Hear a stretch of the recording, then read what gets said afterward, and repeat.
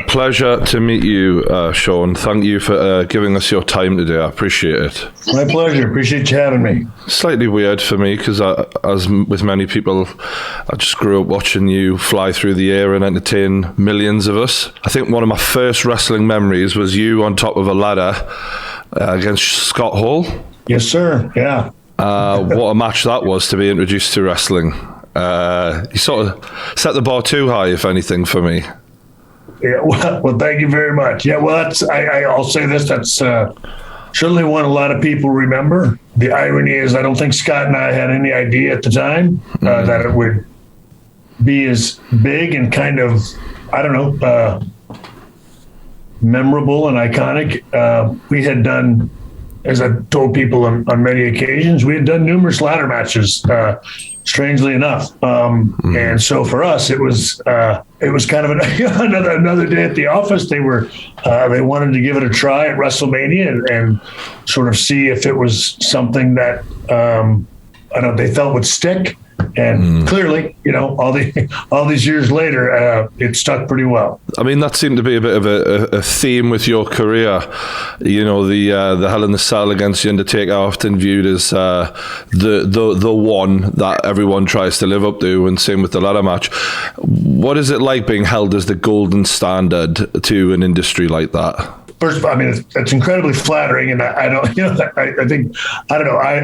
it's the golden standard, but I do know that I was always honored that, I was kind of the guinea pig if we wanted to try to find, I don't know, if something worked. I liked taking risks. I enjoyed taking chances and seeing if I could do something that maybe everyone else hadn't done yet. And so, I was fortunate enough to, one, have that kind of attitude, and then also have a company that didn't mind putting me out there and taking a risk in some of these matches.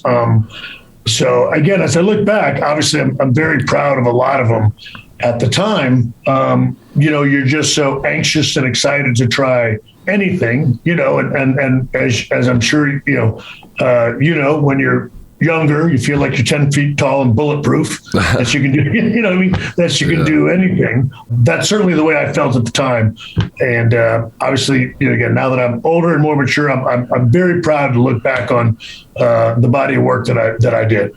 Yeah, one of the things it seems that people loved about working with you, I interviewed The Undertaker recently, and people talk about how you would, as they say, sell for them and to help make the other guy look amazing. What was it about doing sort of that kind of acting performance that you managed to get a hold of in your mind and be able to bring that to life in the ring? It's funny because at 6 months in the wrestling business, I was in Mid-South, and I had been there for a while, and Bill Watts was, finishing me up, and he was getting me started, helping me to get started in Kansas City. And he said, Shawn, he said, look, you've got a lot of ability, a lot of talent. I think you can do something in this business. You've learned as much as you can learn here. You've learned to take a hell of an ass kicking. And he said, if you're not careful, you'll end up taking one for the rest of your career. And what he meant by that is you need to go somewhere else. There's an art to also learning how to win and to get over, as we say. But from the time that I broke into, as the business evolved and grew, thankfully enough, I had the ability to get beat up well, I guess. And that turned out to be something that I could use to my advantage as what people call selling. It's one of the things that I did well as both a good guy and a bad guy. Thankfully, I was able to make a wonderful living out of being able to get beat up well. Essentially, honestly, is what it is. Yes, I had some very good, exciting offensive moves that I could do, but I think what people are most associated with Shawn Michaels was his ability to get beat up, his selling and taking bumps, as we say. And that's something that I really enjoyed doing that too, for what it's worth. I that was never something that seemed like a lot of work to me. And the more that I did it, the more people seemed to enjoy the matches. And so for me, it was all a very natural, a natural evolution for me. And thankfully, It made everybody look good. So that sort of made people enjoy working with me, whether they liked me personally or not. They knew they could have good matches with me. And thankfully, that always takes precedence over anything else. The thing about watching your matches that grabbed me was the way the matches would flip-flop, where you'd think it was going one way, then it would go the other way, then it would go, and it was so believable. And that was key to keeping people's attention for long periods of time. I'm thinking of like the Iron Man match you did with Bret, for example, at WrestleMania 12, I think it was, and watching you coming from the skies created like just such a moment. And I know Undertaker's kind of got missed at WrestleMania, but you definitely pushed him for that. When you mention about your personality and whether people like you personally or not, what is it like looking back at those younger years for you? Because obviously a lot of people said a lot of things about how you behaved in the backstage, because you were the superstar and now you're a man who's, wise. You look back at that. What is it like looking back at that? Well, look, obviously, I would love to be able to change a lot of it, obviously.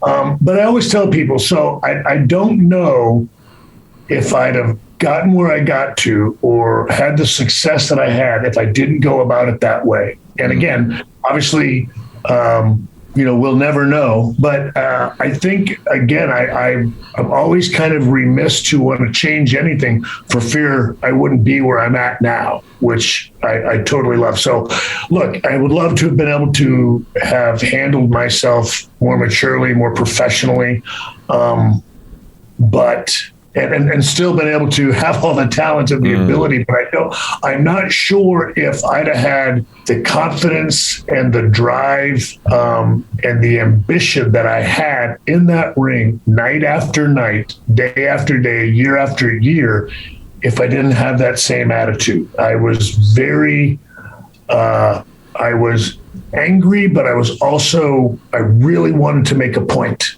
And so I don't know. I don't know if I'd have done it another way. I don't know that I'd have driven that home as much as I would have liked to. So I don't know if it makes sense, but it's kind of sure, I would have loved to have changed it, but that might have changed everything. And I wouldn't want that. Yeah, well, it's ironic because I've just interviewed Logan Paul earlier today, who made his debut at WrestleMania, and similarly, if you take that out of the personality, that young, youthful, I can do anything, don't tell me what I can't do, you just don't get the same output. And I was wondering what you thought of his debut, because a lot of people were fairly impressed by it. Absolutely. And I was as well. And that's something that I'm glad you brought it up, because, again, that was, look, it's always a question, I know, to people when we bring in, again, celebrities from the outside. And now I will say, I think the celebrities really make a really, big effort to make sure that they adjust to our sport well. But he did a fantastic job. I will say this, I wasn't that surprised by it, because again, if you've watched him in boxing and almost everything he does, he jumps into it, a full bore. He's 100% committed to everything he does. So I wasn't surprised by it, but at the same time, he really did do a fantastic job. And again, what we do isn't easy by any stretch. And especially if you're going to do it just once. Again, I always found, again, people would always ask me, that's why, Taker and I was always impressed with the way he'd go a year off and come back to WrestleManias. And people would ask me, like, why don't you do that? And I was just like, no way, that's harder to me. You know what I mean? I'm better doing it more consistently. But to just have to step away from it and get back into it, that takes a lot of commitment. And for somebody that's never done it, and then to jump in all the way and commit to it like he did, again, I admire that, and I think he did a great job. as with everyone who interviews you, I have to bring up the screw job. It's just part of your life, and it was a fascinating time in wrestling where wrestling became more real than ever. And obviously, for those who don't know, you were a part of a match that was supposed to end one way and then was changed to benefit the company because the other star, Bret Hart, was leaving, and you were involved in the submission hold where it obviously got called off. Now, I was wondering, in that time that you were sworn to secrecy about your knowledge of this, what was it like sort of having to go about the back room and lie to all of those other wrestlers and keep this sort of bond that you'd been sworn to secret? Yeah, that's the part that sucked the most, yeah. to be perfectly honest. Especially at that time. I'd have felt so much better being able to say yes. I knew, that honestly, in the long run, became the hardest and the biggest burden. Because again, what we have in there, again, no matter what you may feel about somebody personally, there's the trust there. There's the trust there that we have with one another every night that we go out there. Taking care of each other, taking care of each other's bodies. And I knew that was obviously going to damage that. And I will say that there might have been a lot of people that disliked me, but there wasn't anybody that did not enjoy being in the ring with me. And that, honestly, as I've told people on many occasions, that was the hardest part, honestly, is losing what I felt like would be that trust. With the other guys. Yeah. And look, I'll say this, I think obviously over time, it weighed on me more and more. And of course, Vince did everything he could, to try to take as much of that responsibility, but how mad is anybody going to get at him? Right. What I mean? So I'm the easy guy. So honestly, for me, that was the hardest issue altogether, which was not being able to come clean about it. It seemed like you had this party boy, undeniable superstar attitude, and it did seem to sort of spiral in like you became your own worst enemy in some regards, and eventually you had this sort of wake up call where you decided to become a very different person, and that's very rare. I interview a lot of people, and it's very rare someone will do such a 180 and become so different at a middle point of their life, and that takes a lot of real soul searching. And I was just wondering sort of what brought that on for you. First of all, it's I will say, I think the genesis of all of it would be obviously meeting who's, the woman who's now my wife. She was sort of the beginning of it. She was the first time that I really, if I'm being honest, loved anything more than either myself or the wrestling business. And it was the first time for me I experienced real love. And then, of course, we had, a child. And, when first found out that she was pregnant, it was the first time that something was bigger than myself, to be perfectly honest.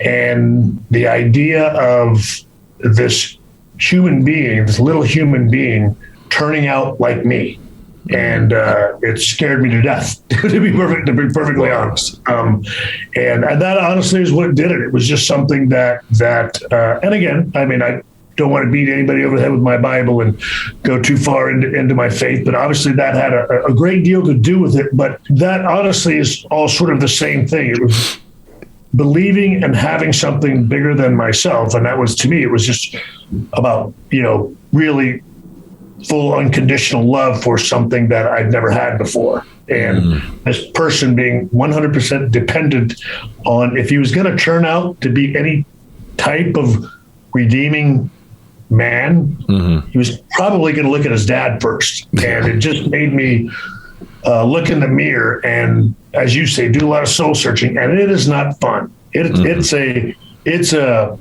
incredibly humbling, thing to go through when you realize and you start to pick yourself apart and look at the things you can improve on. The list was long, to say the least.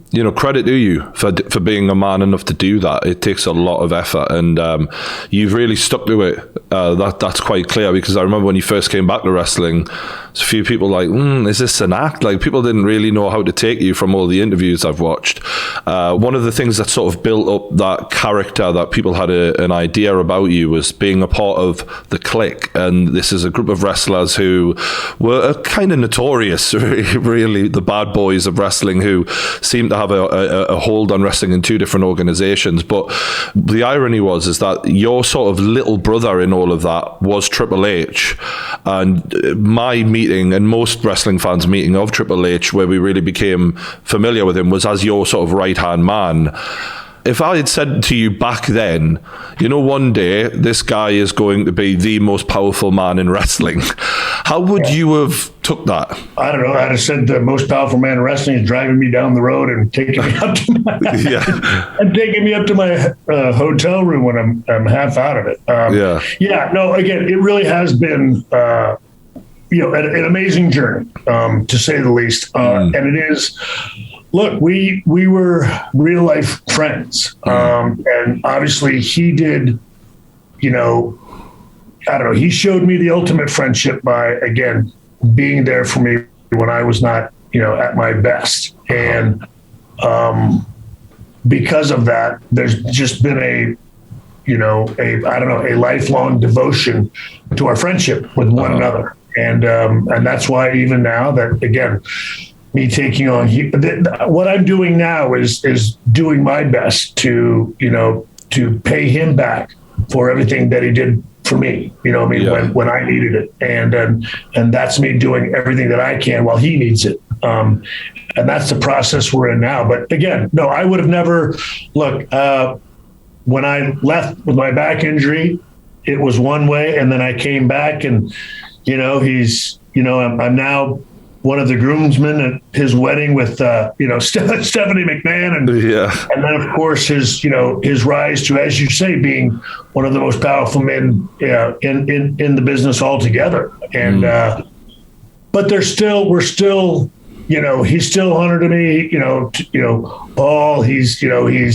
We're still friends. There's an aspect of that where I can at least be that real aspect of his life that nobody else really knows about. And that's the one thing that myself and Kevin and Kid, can at least share with him on the side that not many other people can. And most importantly, that he can't. I think that's the biggest thing for me is being a refuge for him away from, ironically enough, the WWE and away from the wrestling business as a whole. Yeah, so when you talk about your role now helping him, it's building the NXT brand and bringing through the new wave of wrestlers and passing down that knowledge and hopefully helping him create future superstars.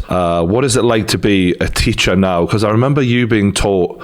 I remember seeing videos of you being taught in the run-up to WrestleMania 12 from your old teacher. Yeah, well, look, it's evolved, a lot, even in the time that I've been here. When I first came here to NXT, it was just in a coaching role, and it was mostly just to be with a certain group of guys once they felt like they got to a certain level, and help them, better understand storyline and psychology, and again, helping them understand that the moves were the moves, but they could really just play a backdrop to a bigger part of a story. And then it slowly evolved into, taking over NXT UK.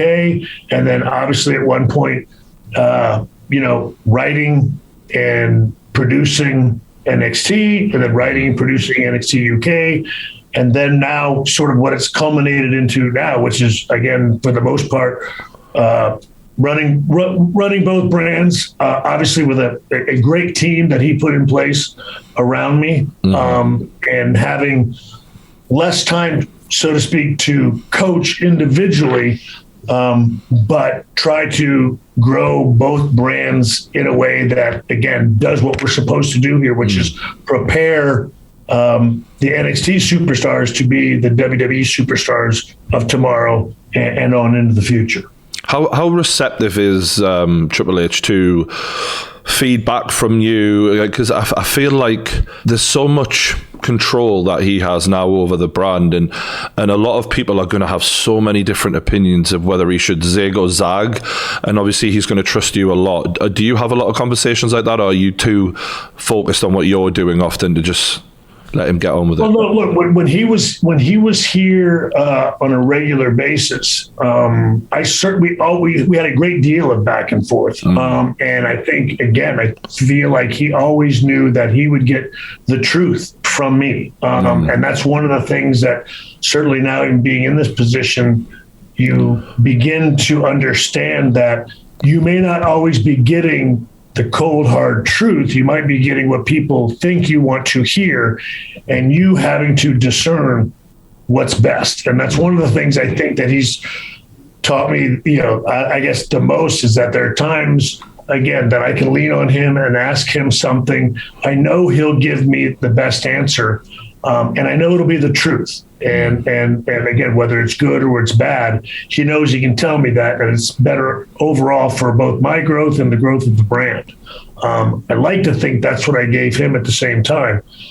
The one thing that I will say is that I don't, and I'm continuing to learn, I don't have the vast knowledge that he has, because he's had, like he said, it's like, Shawn, I've had a decade head start on you. He said it's, it's one of those things that, I've almost forgotten how long he's actually been doing this and doing it at a high level. And that's one of the things that I find myself appreciating more and more, is, again, the depth of knowledge and innovation that he has from a production standpoint. And those are some of the things that I hope to obviously glean information from him throughout the years as we continue to go forward in this.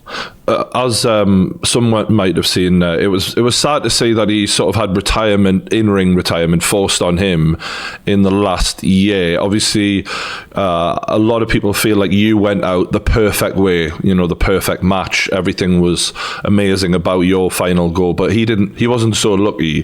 How do you think he's going to cope with not being able to scratch that itch mentally? Well, I'll say this. From all I can tell, everything for him has been put into perspective. And one way or another, I believe that's one of the greatest lessons of life. It will teach you one way or another about perspective. It's just up to you, the individual, to receive it. And he has done both. And I think he understands that the career that he had is second to none. There's so much to be proud of. There is a future from a business standpoint of so much more to fulfill that has nothing to do with the ring. And the most important, I think, again, is his family. I think he's understood the balance that needs to be there, and that when everything is said and done, those daughters of his and his wife, that's the most important thing in his life. I think he's having the time to be able to enjoy that, as he should. And look, I think for all of us, when you get that realization and it finally sinks in, yes, this job, very important to all of us, but it is still a job when it's said and done. It's still something that really is not based and grounded in reality, and family is. And so when it comes, again, as I like to say, when it comes to nut cutting time, reality always takes precedent. I like it. And obviously mentioning him and the Clique, very sad to see that we lost Scott Hall in the last year. How did you guys as a friendship group sort of deal with that and cope together? Just that, together. So it's one thing you kind of always wonder in the years following, will it stick? Was it all as special as you thought it was? And when something like this happens, to find out that it all is, and that it's still, I don't know, we're still that group of guys that bonded so well together on the road in this line of work together. And 20 plus years later, we can still come together, and it's still, I don't know, there was an unbelievable sadness there, but the overwhelming joy of all of us understanding and appreciating and valuing the friendship that we had and seeing how important it was, I think that was the most positive thing in all of this for us. It was sad and tragic to lose Scott, but I can just say for me personally, I don't know, it was so great to find out that, I don't know, that we were all still going to be there when it's coming to the end. And I don't know, I don't think you can ask for much more of that. Again, for all of us to be able to be there with each other, be able to say goodbye, and I don't know, and then to be together to mourn and to comfort one another afterwards, that's pretty special. And I think that's the best you can get when it comes to the finality of death. Wrestling is a pretty brutal industry, or at least it has been, with so much sadness for a lot of you guys. You know, I do feel for you because so many close friends seem to have been lost by you guys when I talk to one of you.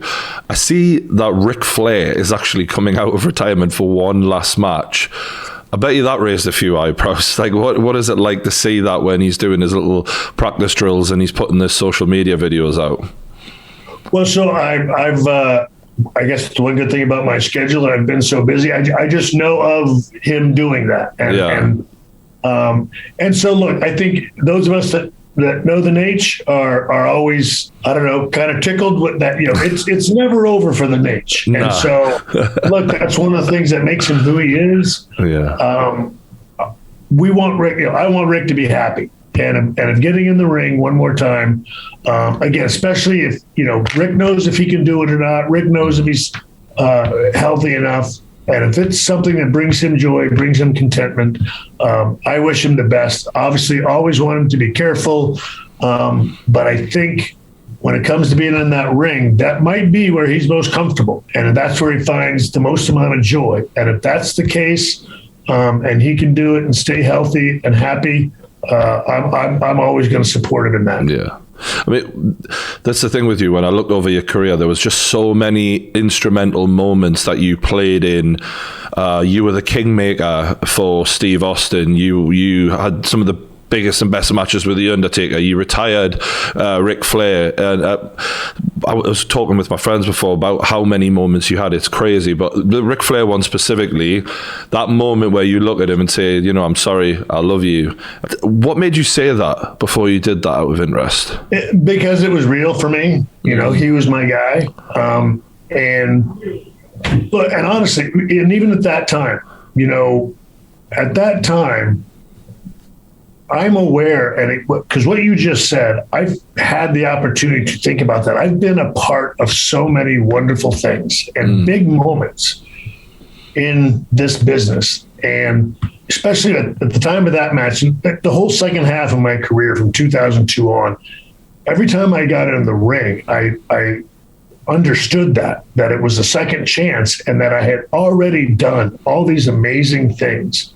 And here I was getting to do it again. So every time I was in there, it was from a place of such thankfulness. And all of those thoughts that you just talked about were always in my head. And now I'm in there with the guy that when I was 15, I used to watch on television. And again, you would talk about, I'm going to do that someday, but never knowing if it's real. And now it is. And so it was all genuine. It is all real. That's the great thing about this job. It's what still keeps me doing it now, is that there's a romance there that goes on. Even though it is everything you said, it can be brutal, it can be rough. You know, it will hit below the belt a lot of times, but there's still, you know, again, a love and a romance there that has never faded. And partly because of that guy, and also now for me, because of all of those memories. And it's hard not to, I don't know, again, I'll say this, I'm married to a woman and have 2 children that have all grown with me, and they understand Dad has two loves in his life. It's us and the wrestling business, and they share me with it. And looking back at another wrestler who you had like an amazing rivalry with, Bret Hart, you and Bret Hart are like some sort of it's like Star Wars, Harry Potter, sort of like good and evil. Like that was what it was back then. One needed the other, and you just like pushed each other to the limit, and it was such a great rivalry. And obviously it was based on truth, that there was real, genuine bad blood at times, and bitter, wanting to outdo each other. I was wondering if you've ever had a conversation now as older guys, where you really had a heart-to-heart of any kind, and what that was like about all those times where you didn't get on so well. Yeah, we have. We have had that opportunity, and again, and it's been nice, and it's been. I'm trying to. I think the word he used is cathartic. Yeah. But we have, and it is, and that's another thing that falls back into that romance where there's a happy ending to it all. I mean, there are times I look at my life and my career and I think, holy cow, I'm one big cliche. And why do you feel like a cliche, Shawn? Sorry to interrupt you. Oh, no. Well, because it's been so, I don't know, it was, I was the very cliche fame and fortune and drugs and alcohol and almost falling apart. And then, the good turnaround and the happy ending. And it sounds like a Disney movie sometimes. I get it. Yeah. So, look, I'm not complaining by any stretch. But we have, in fact, we did it again at WrestleMania because they were filming something for the rivalries, the A&E rivalries that we did. And, Bret and I have, again, even being asked about it all the time, as everyone does now. They joke about, having to ask about that incident, but he and I are forever linked in that respect. And again, you go through sort of a full circle with that, to where, I don't know, up front, you enjoy it, and then you hate it, and then you enjoy it again, then you understand it, then you have peace with it. And it's just quite the, evolution and learning process, but I wouldn't trade where Bret and I are at now for anything in the world. And they are, it's always very pleasant when we run across each other now. And again, I'm always, flattered. I mean, it's amazing. He'll remember, me and my wife's anniversary and stuff like that, and text me, and even on my birthday and stuff like that. And so it's just fantastic to be where we're at now with one another. Yeah. And one of the biggest sort of WrestleMania of all time, in my opinion anyway, was when we had Mike Tyson, special guest referee, you and Stone Cold Steve Austin. Mike Tyson joins Degeneration X. It was so entertaining. Like, you were the best bastard possible. Like, you got under his skin, and also I felt like you brought an edge to your character specifically for Stone Cold. Like, you turned on the sort of nastiness and the tough guy that Shawn Michaels could be. But what I didn't realize until I started looking into it more was that you were dealing with a bit of a back injury. It wasn't necessarily an easy time for you. I would never have known at the time, but what was that whole thing like of working with Mike and Stone Cold being at his white hot best, and then handing the belt over? Everything with working with Mike was fantastic. I mean, he was great the entire time. Look, and I will, as much as I'd love to think I was just a fantastic actor, I think probably so much of that turning it up is because at that time I was real life pissed, angry, hurt. You know what I mean? All the ingredients one needs to portray being nasty and mean. I was real life, all of it. Yeah. But I did. I freely brought that, to television, and I do. I think that it worked. I guess I go back. That's why I always say, like, I would love to have not gone through all of that stuff and made everybody suffer through it. But I'm not sure if my work would have been what it was. So I will say it was tough at the time going through it. I look back on it. I'll say this, for a dude that was on one hand probably, like in a fight, it's not like you're going to bet on me every time. But I will say, as far as enduring pain, enduring injury, and things like that, I was pretty tough. And granted, I certainly had help at the time. But, I always went out there and tried to give the best I could. That whole situation, was fantastic for the time. I think I was doing some really good work at that time. As you said, Steve was white hot. Tyson was getting us some unbelievable crossover press that we'd never had. And again, I recognize not the best situation for everybody by any stretch. But for the time, I think I was the perfect guy, the most hated guy we could get to have Steve conquer, to be the guy that was going to carry the company into the future. And I mean, Steve, a fellow Texan as well. You king made him. It wouldn't have been right for it to be with someone else, I don't feel like, because he needed a worthy opponent, and you brought that and more. And you never knew whether or not you were going to slip out and riddle away from him and make him, wait for his day. What was it like seeing Steve take the company to new heights in that period? Well, and that's the thing. To me, I didn't know. So you knew it was big, but I don't know. I just don't know that anybody was prepared.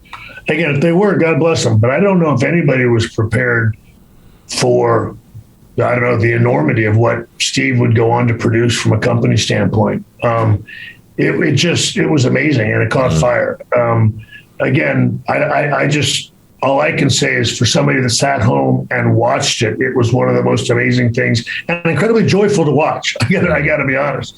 I thought they did fantastic stuff.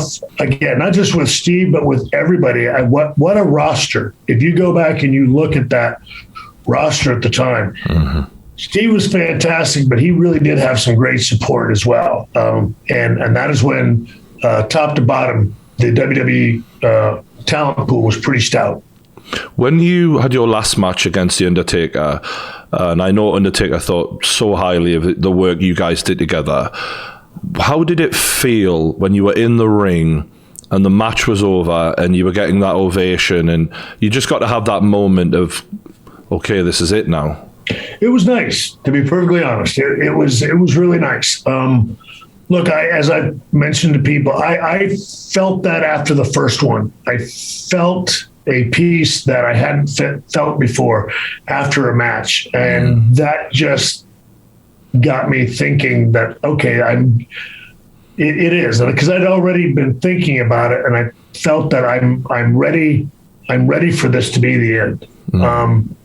And after the last one, there's a piece that settles in, because I'm not sure people, certainly, and I can't speak for everybody else. I don't know if everybody understands, certainly for me anyway, the I don't want to say stress, but the anxiety, the mental kind of focus that WrestleMania took on me anyway, every year. And also, and I say not just WrestleMania, but I was like that about most pay-per-views, most of my matches, and then WrestleMania was just altogether a different mental frame of mind that I tried to get myself to every year. And sometimes that can be tiring. And so to know that was going to be the last one, there was a big sense of relief there. And again, I was also very proud of the body of work. I felt like at that time there wasn't anything left on the table. And I think for me that all those things just made it so much easier for me to be content walking away. When we look at your body of work, there's so many great matches, so many great wrestlers. I wondered who your favorite guys to work with were, just on a regular basis, where you just enjoy those matches, whether we've seen them or not. The obvious, they're ones again, like Hunter and Taker obviously are always in there. It's hard not to put Scott Hall in there, because Scott and I could go. I mean, Scott and I worked with each other, it seemed like every night for 2.5 years. And I don't know that we ever had to give it any thought. And the same with Hunter, Hunter and Mark. I mean, there were just times that we could go out there. I just had chemistry with those guys in a way that it was almost unfair how much you didn't have to think about what it was we were going to do, because there was just such a cohesiveness to what we did. But then again, I would say I really enjoyed working with Chris, Jericho. Enjoyed working with, obviously, Kevin. I'm trying to think. I mean, Jeff Jarrett and I had, fun. Mick, Mick and I didn't get to wrestle that many times, but it was always really easy with Mick as well. He's somebody that didn't know very well. Not like we hung out, but every time we got in the ring with each other, it was, again, one of those things where you just had this chemistry with the guy that you go like, this would be, it'd be easy to have a good storyline with him. I don't know. Again, Kurt was fun. Kurt and I didn't get to do a lot either.